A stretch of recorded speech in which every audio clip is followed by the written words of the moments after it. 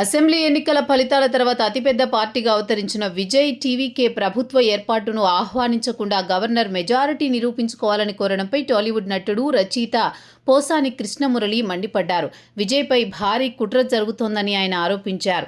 అందులో భాగంగానే ప్రభుత్వ ఏర్పాటుకు ఆయన పార్టీకి అవకాశం ఇవ్వడం లేదన్నారు. విజయ్ది అధికారం కోసం పాకులాడే మనస్తత్వం కాదని పోసాని తెలిపారు. కానీ ఆయన ప్రభుత్వం ఏర్పాటు చేయకుండా కుట్రలు చేస్తున్నారని ఆరోపించారు. దళపతి అయిన విజయ్ను అభిమన్యుడిని చేస్తున్నారని ఆవేదన వ్యక్తం చేశారు. విజయ్ తనకు 1996 నుంచి తెలుసు అని, ఆయన తండ్రి చంద్రశేఖర్తో కూడా తనకు పరిచయం ఉందన్నారు. విజయ్ చుట్టూ ఎన్నో గొడవలు ఉన్నా సంయమనంతో ఉన్నాడన్నారు. అయినా ఆయనపై కుట్రలు చేస్తున్నారని విమర్శించారు. రాజకీయాల్లో విజయ్ను ఒంటరిని చేసేందుకు ప్రయత్నిస్తున్నారని పోసాని ఆరోపించారు. విజయ్ను అభిమన్యుణ్ణి చేస్తున్నారన్నారు. ఆయన ప్రభుత్వం ఏర్పాటు చేయకుండా పెద్ద కుట్రే చేస్తున్నారని, గవర్నర్ కూడా పక్షపాతంతో వ్యవహరిస్తున్నారని పోసాని తెలిపారు. తాను గవర్నర్ను విమర్శించడం లేదని, అయితే జరుగుతున్న పరిణామాలని బట్టి చూస్తే పక్షపాతంగా స్పష్టంగా కనిపిస్తోందన్నారు.